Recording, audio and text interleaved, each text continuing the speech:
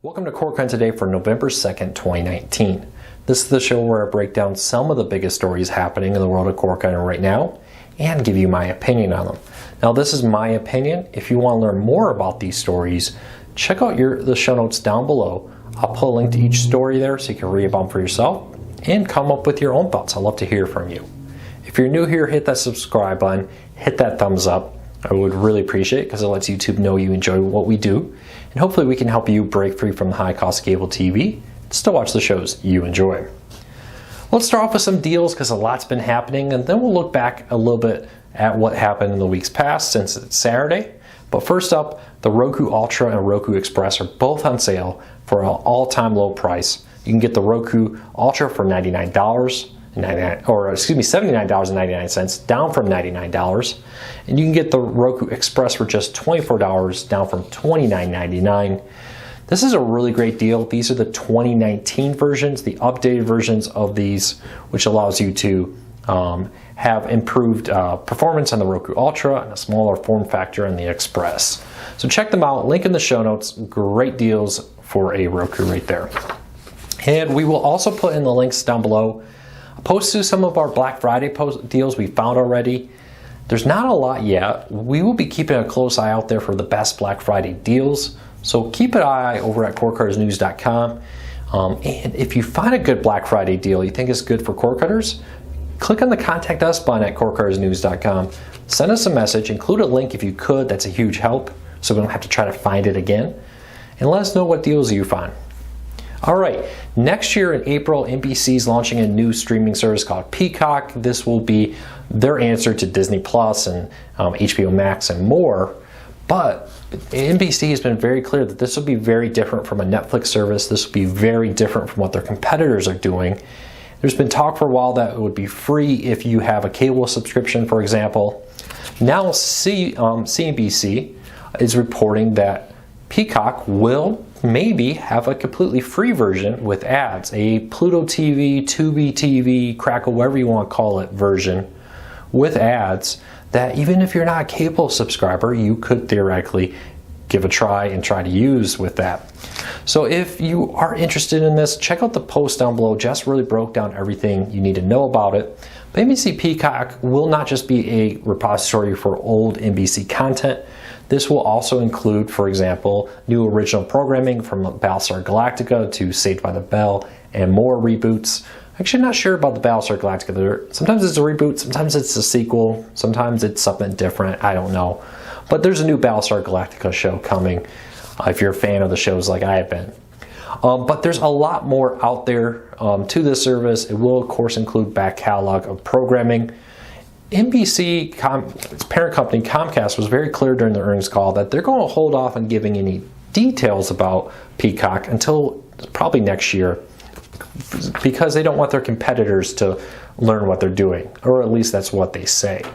So we'll be keeping a close eye on this. If we learn more, we'll let you know as we learn more about Peacock. All right, and let me know, what do you think? Do you want NBC to release an ad-supported version? Would you rather pay for it without ads? Let me know. All right, so back in August, Core Cutters News broke the news that Comcast would be moving Starz out of their standard packages to become a $12 standalone package. Now our sources have told Core Cutters News that Comcast will be completely eliminating Starz from their lineup at the end of this year when their contract ends. They will continue to sell the $12 standalone version of Starz, but when Starz' contract is up, Comcast does not intend to keep them at this time, and they'll be replacing it with a collection of epics, hits, and stream picks will be kind of filling the void that Starz will be leaving. So it's kind of one more example of going back to cable is not necessarily going to give you your content. Reports have been flying around that Comcast is a little upset that Starz launched a direct-to-consumer HBO Now kind of service that they're selling through like Amazon channels on Amazon and more. And now it seems like Comcast is pushing back against this. They understandably maybe don't want Starz to do that. They want the way to get Starz is to be through Comcast or other places, which does line up with reports we're hearing that, for instance, a growing trend of people getting HBO through HBO Now instead of getting it through Comcast or instead of getting it through DirecTV or Spectrum or some other cable provider out there. So we have to keep a very close eye on this. There are a growing trend of more and more channels leaving Comcast and other companies, moving to more expensive packages, as almost a hidden price hike, because you're now paying the same, but you're getting less for it. It'd be very interesting to see where this ends up a year from now. How many channels will be dropped from Comcast in a year? I'd love to know, are you a Comcast customer? I hear from a lot of people that the loss of like Turner Classic Movies, in some markets WE TV, and I think Discovery Investigation's been moved too, has really pushed people away. If that's you, let me know. I'd love to hear from you. Maybe we can help you find a cord cutting option that works for you. All right, next up, PlayStation Vue is shutting down after failing to find a buyer. So this story was published earlier this week, where we learned that PlayStation Vue is shutting down after struggling to find a buyer. Now we have confirmed that it will very soon stop getting new subscribers. So if you've been thinking about trying PlayStation Vue, if you're kind of like, hey, you know, I never had it, wanted to see what maybe I missed out, sign up for a free trial or a month just to see what the talk was before it goes away forever. You may want to do that soon, because at any day Sony says they're going to cut off new subscriptions to PlayStation Vue. If you are a PlayStation Vue subscriber, you will get to continue to use the service through the end of January. Your last bill date will be in December, so whatever extra time in January happens will be a freebie to everybody who sticks with PlayStation Vue. Now, I got a lot of questions about this over the past few days. What happened here? And a lot of people seem to want to put the blame on a particular failure. And of course, you know, I did a video where I said marketing is a big part of this. Poor marketing, poor name, poor execution. Can't discount the technical issues, can't discount the fact that they were slightly more expensive than their competition, and more. But I really think this is kind of one of those perfect storms of, you know, maybe Sony not being quite as committed to it as we would like them to be, the marketing being very poor, the name not helping anything, the pricing, and some channel lineup changes over time that definitely hurt them. Losing Sinclair, losing Tribune locals for a while, definitely hurt that argument there. So I'd love to know what you think. What do you think were the reasons that PlayStation Vue failed? Now, I see a lot of talk around it, and I will caution you, I don't think there was one thing. I can't say we can say, hey, this is the one reason right here that PlayStation Vue failed. Now, not really, the Weather Nation is not the fault, but you get the idea. The reality is, I really do think it's a conglomerate of issues here that kind of came together in the perfect storm. But I don't think you can discount the name. I don't think you can discount the marketing. I don't think you can discount some of the channel changes, the pricing hikes, and more. That could have been done a lot better. I think Sony's main problem was communications. I don't think they did a very good job communicating to their end users what was happening. So let me know what you think. What was happening in the PlayStation Vue that caused it to fail? I'd love to hear from you. All right, so one other story that had a lot of news this week, I got a lot of questions about, was HBO Max's launch. AT&T TV Now will be merging into HBO Max come 2021. This is something we reported earlier this year about the unified user interface that is now being confirmed again this week during their big press event that announced HBO Max that will cost $14.99. We have now learned, thanks to AT&T CEO, that they intend to put live TV into HBO Max, to have HBO Max app be where you see live TV, on-demand content, HBO, and more in this one single app, rather than the early bundle deals, which will be like AT&T TV app, where you can get a bundle deal with HBO Max, but they're two different apps. AT&T has made clear that eventually they want to merge these in, but it won't be happening until 2021.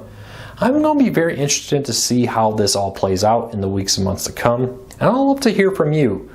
What do you think about having HBO Max merge in with AT&T TV Now? Or probably cool. You got HBO Max, add a little bit more money, you get the live TV, AT&T TV Now. Let me know. I know there's a lot of fans of AT&T TV Now, and I want to hear from you. All right, and next up, one of the most common questions I get about cord cutting right now is, will Pluto TV be free? Viacom now owns Pluto TV. They bought it earlier this year for $340 million. This has left a lot of people to sit back and say, oh man, it's Viacom, it'll make it a pay service. And Viacom CEO kind of gave us a look at how they intend to do this, especially after the merger with CBS. Viacom said they intend to keep Pluto TV free with the idea that they can use Pluto TV to give samples of their content to drive people over to like CBS All Access. We're already seeing this kind of trend happen where, for instance, there's a James Bond channel right now on Pluto TV showing classic James Bond movies that will eventually lead up to the launch of the new James Bond movie next year. When Dora the Explorer movie was coming out, there was a pop-up 24/7 Dora the Explorer channel to get people excited about a possible new Dora Explorer movie. And that seems to be the direction that Pluto TV is going right now, that they're going to keep free and offer tons of content, but also be used as a way to be like, hey, here's all the old Bond movies. Aren't you excited for Bond? Let's go see the new Bond movie, for example. And see, according to Viacom's president, who will soon be the president of Viacom CBS when it merges, reportedly in December is their target date right now. That will continue. Well, that's it for today. A couple things to keep an eye on next week. Roku is reporting earning numbers. We got some other TV companies reporting earnings numbers next week. We'll be having full coverage of it. But get your predictions in. How do you think Roku did during the third quarter of 2019? Be very interesting. Amazon's been making a big push in subscriber growth and sales. Can Roku match it? Does Roku need to? Roku's still the largest. They're really dependent heavily now on ad revenue, subscription revenue being the main focus for Roku. So I'd love to hear from you. You let me know what you think. And I hope you all have a fantastic Saturday, a fantastic weekend. I'll be back here on Monday. In our new review lab, we'll be working on this all weekend, putting some new sound paneling in, working on the lighting. We're going to kind of get this all figured out here. And I'll be back here on Monday, hopefully with a new improved look. Hope you all take care. I'll see you later. Have a safe and fun weekend.